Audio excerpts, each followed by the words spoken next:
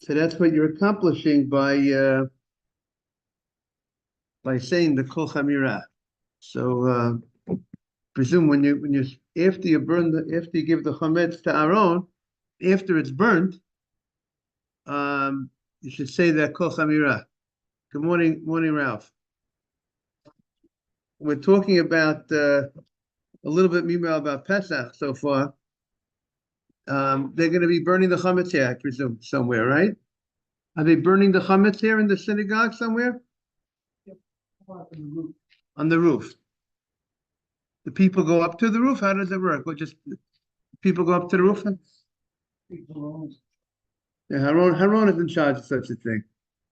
And but you say the Kol Chamirah after they actually burn it. But there's a window of time to say the Kol Chamirah, because the Kol Chamirah needs to be said by before 11:29 this morning. So okay, thank you very much. So that's something that we need to. The chametz has to be burnt, and the Kol Chamirah is said by about 11:29. I'm thinking maybe we should discuss some things of Pesach. We'll see if we'll get to the Gemara. What do you think? Does that make sense? And get off Sukkah, right? So that's what I'm thinking about a little bit.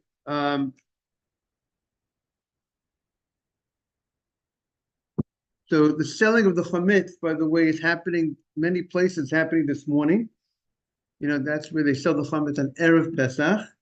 So in the yeshiva Ramosha Feinstein, the custodian, they sell it to the custodian of the yeshiva, Rafael Gonzalez, Spanish American who played with the Atlantic Braves with Hank Aaron days. He played with them in minor leagues, and he got injured. He was a good prospect, but he got injured in his shoulder. He never really became a real. Sometimes they brought him up, to the game, but he never really became any real baseball player. He had a much better life, working for the yeshiva for the last 50 years, working in the yeshiva around, close to 50 years, much better than being a baseball player for the Atlantic Braves. So that's something. How do you like that, Mr. Haber? And sometimes we would see him in the yeshiva in the lunchroom. Sometimes you see him practicing. For many years, when nobody was around, he would keep that, try to keep in shape. As you know, we have a minhag that the firstborns fast on Erev Pesach. Right. You're high school. And the firstborns fast on Erev Pesach, whether they're firstborn from the father, from the mother, to remember the great miracle that happened, that Hashem redeemed, that after the firstborns, that Hashem redeemed them when he killed the firstborns of the Egyptians. Hashem saved the Jewish boys, the firstborn. Now, he says, nowadays, where people are not so strong like the old days, and if you fast today, it'll be very difficult to fulfill the Seder properly tonight. Drinking the 4 cups of wine that have to be drunk, or the eating of matzah and maror. The custom is that the firstborns are lenient by participating in a Sudat mitzvah. By participating in Sudat mitzvah, like a siyum of a Masechta, or if there was a Chatan and a Kala, they would have Sheva Brachot this morning, that also would do the trick. I know someone who got married, they're middle of Sheva Brachot. They're still in the middle of Sheva Brachot? No, they finished up. Maybe they finished Sheva Brachot. They got married last Sunday, someone I know. But that would also, a Brit Milah, if there would be a Brit Milah this morning, that would also be a way that would do the trick. Such a happy level of simcha, participating in it. How do you like that, Mr. Haber? That would also do the trick. Or a Pidyon Haben. There'll be a Pidyon Haben that also would allow the people firstborns to break their fast. Now,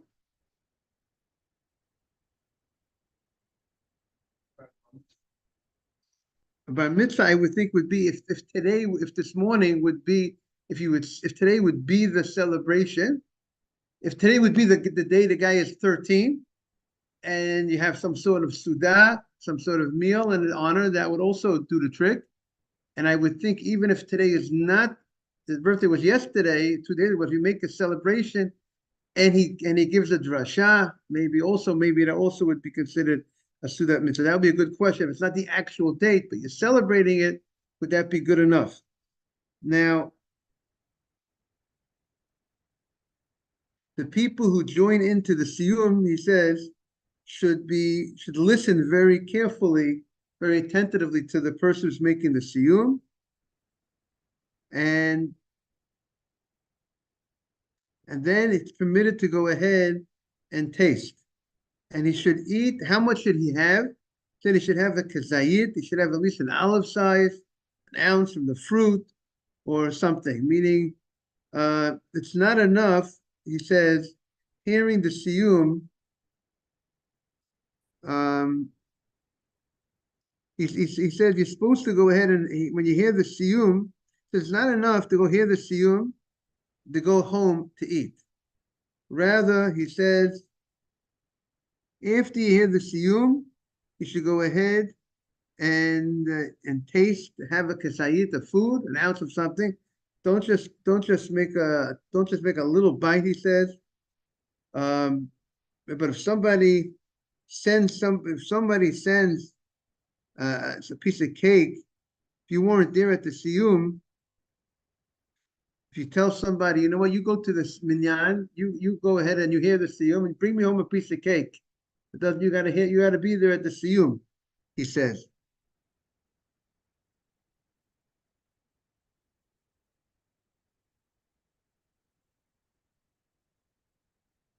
He says, if the rabbi,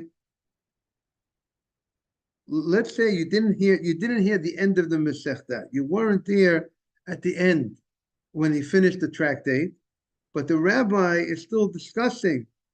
A lot of times when a person finishes, they finish it, and then you discuss, you say an idea about what you just learned, pointing at him, and you hear Divrei Torah, and then he says, and the guy wants to rely on this. Maybe he's not happy with it. Rabbi Vadi is not happy. The Yaakov Yosef is not happy with it, but you don't need to protest to get it against this. That's not but it's definitely not the ideal. You're supposed to be there. You're supposed to listen, hear the end of the Masechta. Now,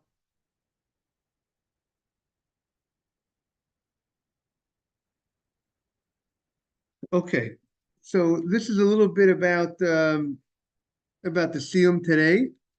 Now, the special halachot that you're not allowed to eat matzah today.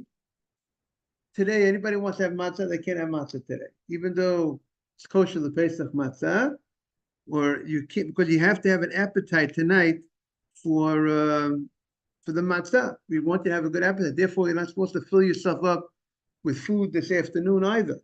You're supposed to go into Pesach. You're supposed to go into Pesach with an appetite. Now, he says you could eat. Now, this is the Sfardim, the Sfardi custom that they have egg matzah on Pesach, correct? You eat egg matzah on Pesach? He says they're allowed to eat egg matzah technically today, because egg matzah is not the real matzah. You can't fulfill your mitzvah tonight with egg matzah, right? Right, Adam?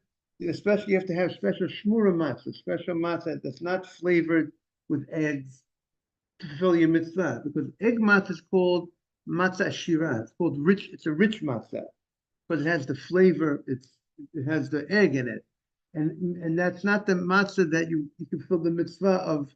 We say tonight at the state of bracha, we're going to say a special bracha. If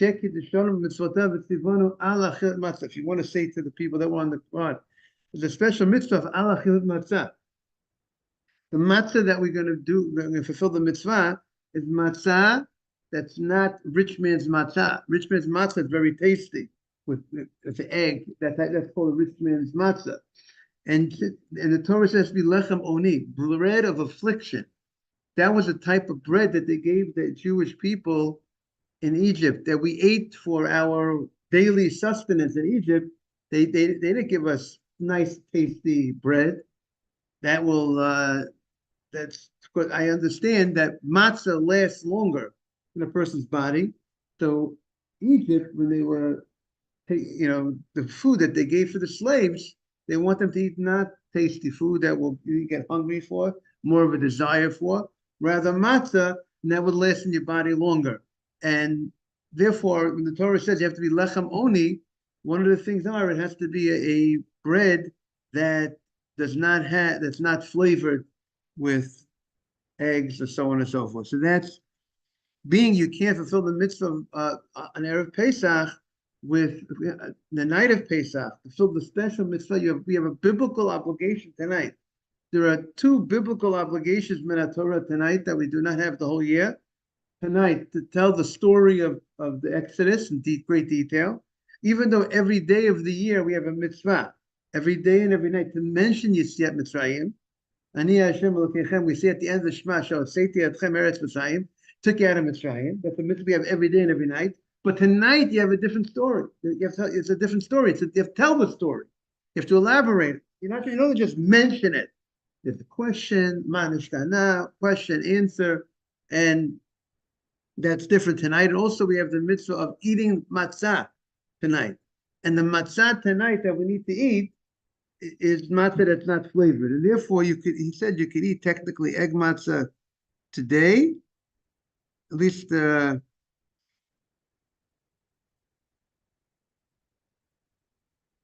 now.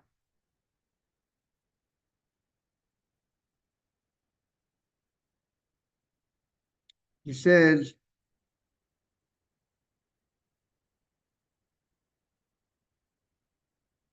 the bracha, he says, there are people that don't eat mora Erev Pesach.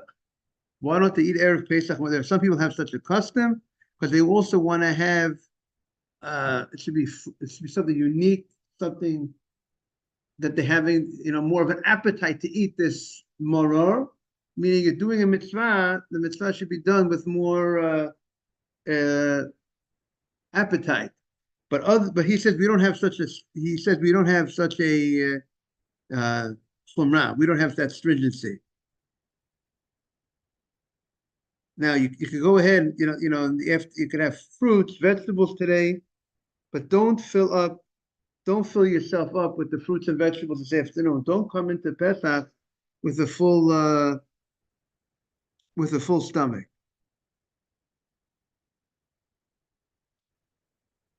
Now, regarding tonight, you're supposed to have the table is supposed to be set. When you come home tonight, you're supposed to try to start the Seder immediately, right? Ms. Abe, would you like a coffee? Okay. You're supposed to try to start the Seder, especially that everything is very late this year. This is from the later times that the Seder will ever start, because sunset is very late. Hanukkah runs into January this coming year. How do you like that? Hanukkah will start in December and run into January. That's how late of a year we are now, because we had the double month of Adar. And until dark. I would say until dark. I don't know if sundown is good enough. I don't know what the Sephardi poskim say, but at least the Ashkenaz poskim say you have to wait till it's dark. Okay. And but the idea is you're supposed to start the Seder immediately as soon as you can when you come home. We all know a lot of times people they schmooze, they start talking, and you meet everybody, and then you're schmoozing, and then you're starting the Seder half hour in the morning, a half hour later. But that's really problem is then it gets later for you, And more important than you, with all due respect, is the children, the grandchildren. The night of the Seder, there's a lot of focus on the children. Just like there's a mitzvah to say, you have to teach Torah to your children throughout the year, there's a special mitzvah to tell your children the story and to implant in them the emunah. It's a night of emunah, and therefore you have to go ahead and try to start as soon as you can. And we do different things in the Seder to keep the curiosity of the children. Give them some candy, give some candies out.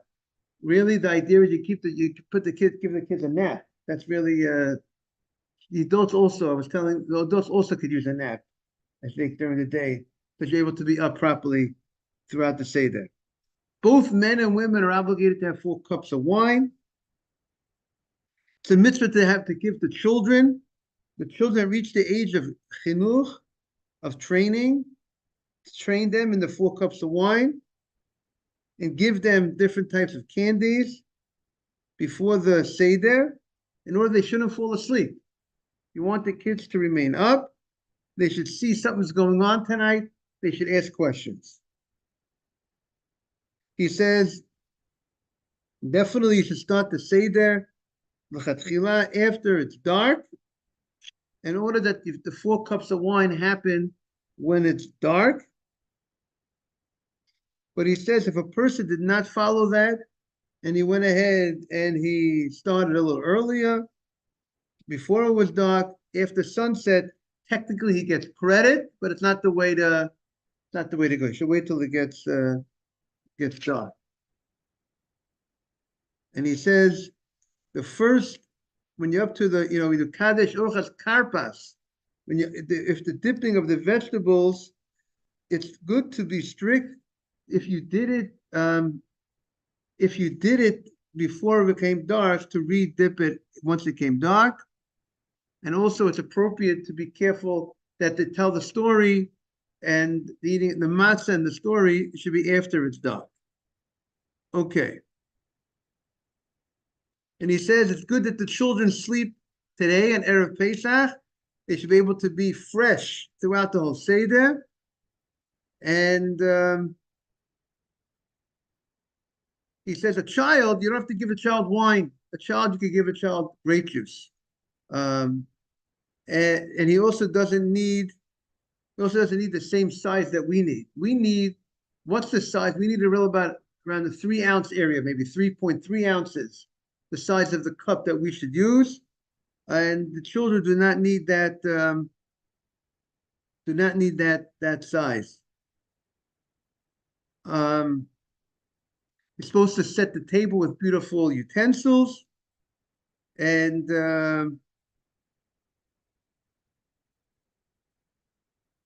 he says,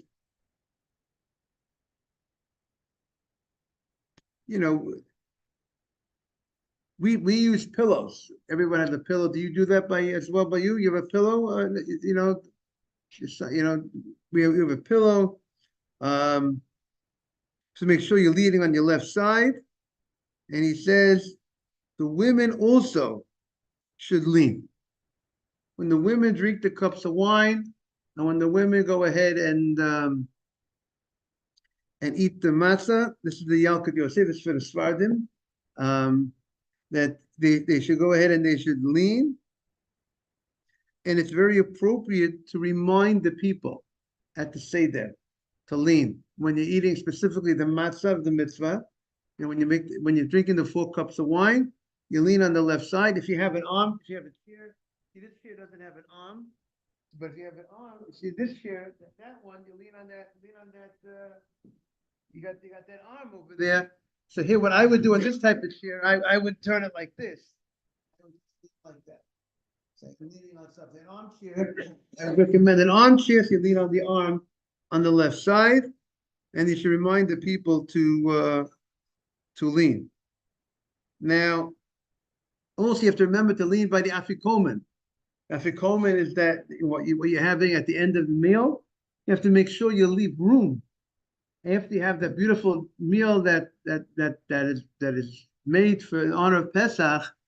But you have to have appetite, or you don't have to. You have to. It shouldn't be that you're disgusted to eat anything more. You know what I'm saying? You have the meal. After the meal, what do we do after you finish the meal? Before Birkat Hamazon, there's the afikomen. There's more matzah to have. And that afikomen, some say, is reminiscent of the Korban Pesach. But with the Jewish people, there would be two korbanot. They would have to eat, they would eat a korban chagiga, and after they ate the meat from the korban chagiga, they had the korban Pesach. So Pesach was eaten when you're already full, but you're not full to a situation that you're disgusted to eat more. So therefore, I like to say dessert. Try to skip. I suggest to skip dessert. I don't know if I'm going to get in trouble with the ladies. Skip dessert at the night. Make a double dessert for the night, for the morning.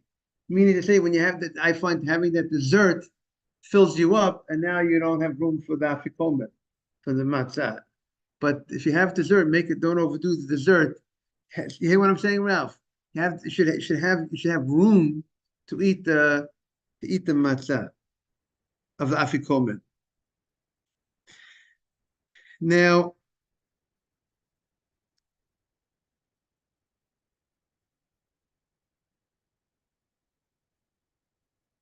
women, he says, the opinion of the Shulchan Aruch is that if you don't recline, you would have to do it over again. If you ate matzah without reclining, you have to do it over again. If you drink wine without reclining, you have to do it again. That's the opinion of the Shulchan Aruch, and the Ashkenazim, they have to look at the halach of the Ashkenazim. Now, there's a special mitzvah to use red wine the night of Pesach and morning Maris. Okay. He says, women, if it's very difficult for them to have wine, only if it's very difficult, only then we could allow them to drink grape juice for the 4 cups of wine. But he says, this is only regarding the 4 cups of wine. But regarding Kiddush and Havdalah in general, you could use grape juice in general. Generally, throughout the year, Kiddush, Havdalah, you want to use grape juice, use grape juice. But the night of Pesach, we were celebrating the Exodus as a free men, so the type of celebration should be done. There's more of a focus of doing it with wine. Therefore, that's why wine takes more of a center stage, that we don't recommend grape juice. We really should go with the wine. But in a situation that the women can't drink the wine because it's too much, or it's too much, we should go ahead and that's when we allow the women to drink grape juice. Now, he says,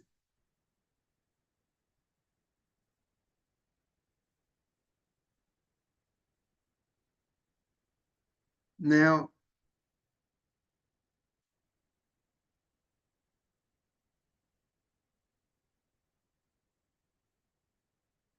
you're supposed to, when you drink the cup of wine, you're not supposed to sip the cup of wine at the Seder, right? You're supposed to drink it in one shot, the cup of wine.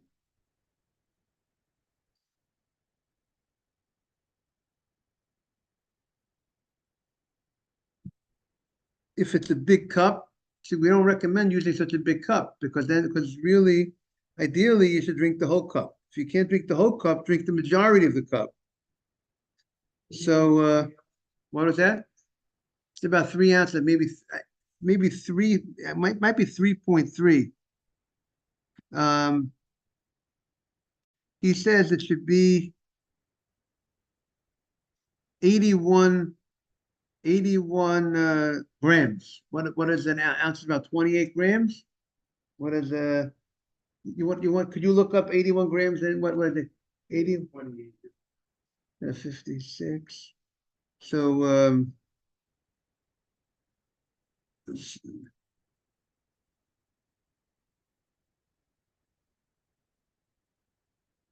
what do you got as 81 grams?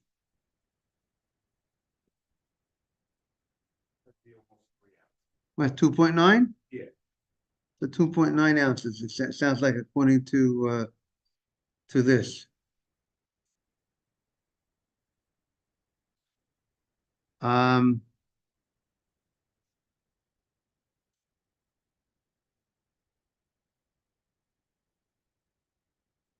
when you make the kiddush, if you're making one kiddush for everybody, whatever your custom is, everyone has to pay proper attention to listen to the proper kiddush, to hear the whole thing. They can't be busy doing other things. Just like anytime someone's listening to someone else's kiddush, you have to pay attention to totally. He says the kiddush um, of Pesach, where everybody has their own, um, everyone's holding their own cup of kiddush. He says his opinion is that just like on Shabbat and Yom Tov, the head of the house says the kiddush, and everybody listens to your kiddush, right? What do you do Friday night? The head of the house says kiddush, and everyone listens. So too, he says the tonight also. Tonight, whoever's saying the kiddush, whether it's the head of the house or whoever's leading the kiddush, everybody should hold a cup of wine in their hand and listen to the kiddush. There are many communities that everybody says the kiddush together with the leader. That means the opening. He says that the opening of the bracha, the leader says. The end of the bracha, the leader says, but everybody says the middle. He says, but still, it's better either that everybody should say the whole thing, or they should just listen to the person. It sounds like there are interesting communities, interesting minhag, that they go like this. The leader, the head of the house, says, Baruch atah Hashem Elokeinu melech haolam. Then everybody says that. Everyone says that. And then they stop towards the end, and the leader just ends, Baruch atah Hashem, Kadosh Yisrael v'azmanim. But he says, he doesn't like that way. Either everybody says their own kiddush, everybody says the whole thing from the beginning to the end, or, which he recommends better, is that one person says the kiddush, and everybody listens to the kiddush.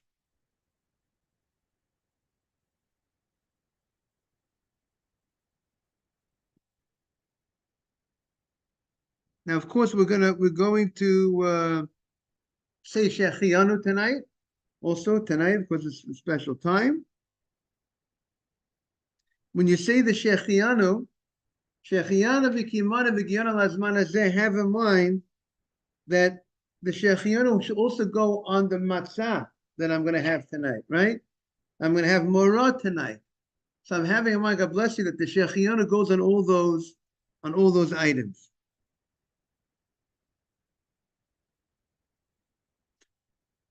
Now,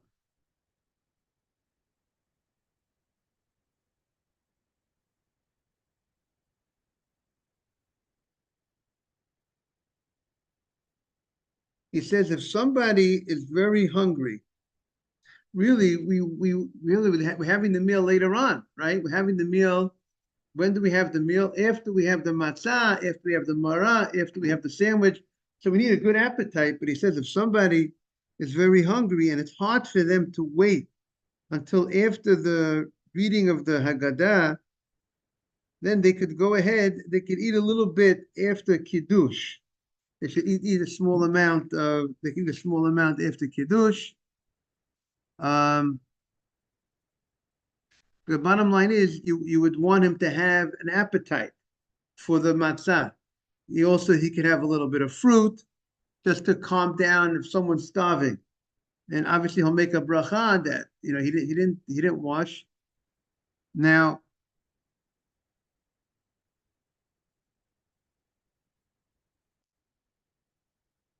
as you know, after kiddush, what do? We wash our hands, right? We do orchatz. But we wash our hands the same way we wash our hands for bread, except we don't make a bracha on this washing.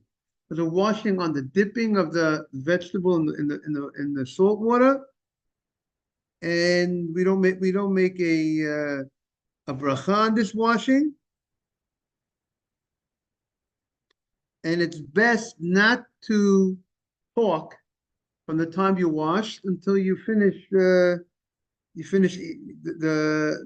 eating the karpas. Now, you take a small piece of the vegetable. Now you have to be very careful if you're using any greens that might have a situation with worms, with bugs. With bugs, you have to be very careful that they're very well checked. You got to get the right stuff. It's very important. Rabbi Fari was talking about that last week, how how people have to be so careful about the greens. We all know that romaine lettuce. Good morning. No. See, it seems to be up. I don't know. Maybe it's upstairs. That upstairs. Check. I presume so. You have to be very careful about the bugs that are in. I know romaine lettuce in general has a big issue with with bugs with infestation. You got to be very careful with it. So here he talks about, also Ravadi Yosef. He says if a person doesn't have in the house a woman of the house that's God-fearing, to be careful to check properly. Don't eat that vegetable if there's a concern that maybe that it's infested. Better take, he says, the stalk of the lettuce where it's not common to find the bugs and very easy to check. Than using the leaf. He says it's definitely better to take from the things that are grown in these special places that there's no concern. What do they call those places? Those greenhouse. What do they call those? But there's no soil, hydro. There's certain places certain areas that the lettuce is done in a way, a special place where there's no bugs, no possibility of infestation. They cost a little extra money, but it's a very good investment to make sure that there's no bugs the way they grow it.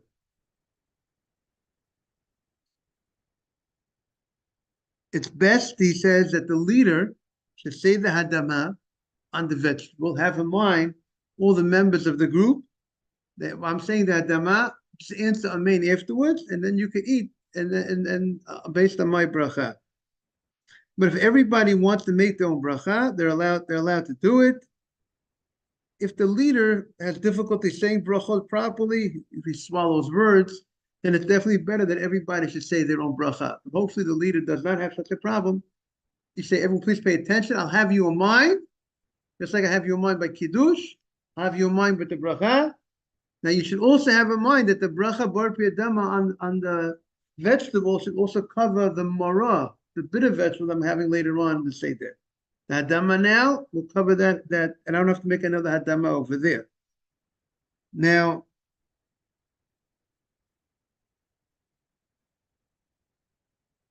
what is the purpose of having this vegetable now? The main purpose of having a vegetable, usually before you have bread, you don't have a vegetable. You have a bread, you open up the meal with bread. The point of the vegetable is that the children should ask the question. That's the main point of the vegetable. The people should ask the question, what's going on? Something's different going on here. I see something's coming down. You're giving me candy tonight.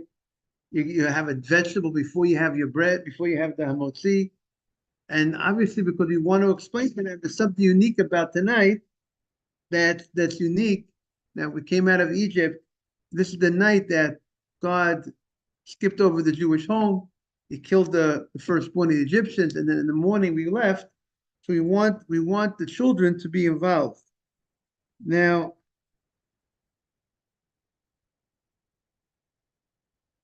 after we did the vegetable, then we go ahead and we had the 3 matzot in front of us, right? and we take the middle matzah, we cut it into half. And we put the smaller half between the two matzahs. So you have a whole matzah on top, whole matzah on the bottom, you have the small half in the middle. Why the smaller half remains? Because that's symbolic of, that's the matzah. The matzah that we're using is matzah, it says lechem oni, a poor man's bread. A poor man's bread is always a small piece. Therefore, we're going to break the matzah. That's we're going to be saying later on. We're going to say the bracha Hashem mitzivona ala chilat matzah. We're going to be, because the broken bread is something that a poor man eats. So therefore, we're going to have that smaller piece will be in the middle. And after we do that, because we're supposed to have the matzah in front of us, when we're going to do the mitzvah, when we're going to say the Haggadah, we got to have the matzah of mitzvah in front of us. So now we're setting up the matzot that we're going to be using for the mitzvah. We have the matzot in front of us, and we get ready to tell the story. So we lift up the plate that has the matzah, and we say halach ma'anya. We talk about this is the bread that our ancestors ate in Egypt. And then after we say then we go ahead, and after we say halach ma'anya, we go ahead and we remove it from the table. We'll put it at the end of the table as if it's already eaten. Children should already ask the question, what's going on? Now you removed it. And after the halach ma'anya, then we pour the second cup of wine. The children should ask the question, why are you drinking another cup of wine before you're having the meal? What's going on? You're pouring a second cup of wine. You didn't have bread yet. So that's, and then, we tell the story, and that's the fulfillment of the mitzvah, Vigada lebincha, v'yomahu. So we're going to have a special, now the question is, we're supposed to be inspiring the night of Pesach. We're supposed to try to give over the story with enthusiasm. We're supposed to relive the Exodus. We're supposed to feel as if God took us out of Egypt. And therefore there are different customs that people do. To part of it, we recline on our left side, we're acting like these free people.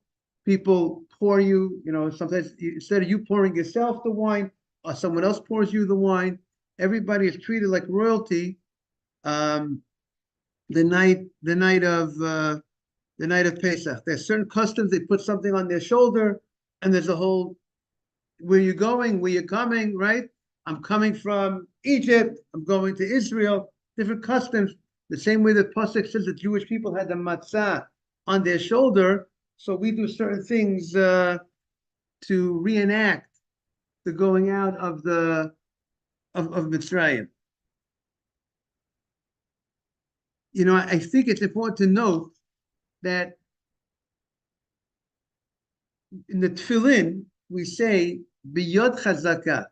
The tefillin, the parsha of tefillin talks about the Exodus in the tefillin. The tefillin, there is 4 parshot in your tefillin. There is the Shema, that's in your family. If you open up your tefillin, you'll find the Shema.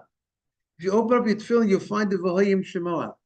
If you open up your tefillin, you'll find Kadesh V'yikavyachal. Like the minyan starts here, Kadesh Li Kol B'chor. Right? How does the minyan start upstairs? Kadesh Li Kol B'chor. That's in your tefillin. And what does it say in your tefillin? Ki biyod chazaka. You need to know, Hashem took you out with great power. Pesach is the time period that we talk about the miracles. We don't just say God took us out of Egypt. We talk about the dam, the svadeya, the kinim, all the different miracles that God did to show us his power. And we recognize and to believe in Hashem and his power that he has, in his hashgacha, in his supervision that he has over us, that he's protecting us. And like it says over the Haggadah, every generation, the enemy comes to destroy us, just like the Egyptians were looking to destroy us. HaKadosh Baruch Hu, God saves us. And that's the, you know, whether it's the story of Purim, the story of Hanukkah, the story of now, even modern times, we see every generation they want to destroy us, but Hashem saves us. So, there are people that will talk about the miracle the whole night. Stay up like we had in the Haggadah, that they were talking about the Exodus until the students came in and said, Rabboteinu, it's time to say the Shema. And the Shema has a certain time also. We have to be careful. We go very late at night. We have to make sure in the morning we get up on time to say the Shema. There's 2 times in the morning for Shema. The first time is around 8:50 or so to say the Shema. The second time is around 9:29, 9:28. So you need to make sure you say the Shema. I presume, what time are people davening in the morning? 9 o'clock. What time is Minyan? 8:30, 9 o'clock. What time is tomorrow morning Minyan? They didn't announce yet. But I would say, I presume, if they're davening at 9 o'clock, you need to say the Shema before you come to the synagogue. And so we see also a big thing, that the focus on the children the night of Pesach. The Manishtana, who's asking the questions? Okay, if there's no children at the table, and the other members will ask them, people ask the Manishtana. The idea to recognize the key is that the children are involved. The children, therefore, the whole Seder, so many things that are part of the Seder. Like we said, the dipping of the vegetable at an early time. Why are we doing that? Because we want to go ahead and the kids to ask the question. We have to have the Jewish kids involved. We need to have them involved. We have to, because the future is going to be the children. And we hope, and the way the parents give it over with love, that's going to be a key for the future of those children. I want to wish everyone a beautiful Yom Tov. We should have a beautiful Chag Sameach. Remember, every day of the holiday is Simcha. Every day is a special mitzvah of Simcha. Enjoy every day, both the regular Yom Tov, both Chol Hamoed. Remember, Chol Hamoed, you're supposed to dress up a little bit. It's not supposed to be regular dress. Dress a little better on Chol Hamoed, which will be Thursday, Friday, and Sunday. And it should be a beautiful Yom Tov. We'll be back together next Wednesday. Next Wednesday, Yom Tov begins tonight. I don't think we're going to have Thursday and Friday at the moment. If there's any change, I'll let you know. I don't think we're meeting Chol Hamoed, but we're going to meet right after the holiday. Holiday's over Tuesday night. Wednesday morning, we're back. Okay? Thank you all. Thank you for being here.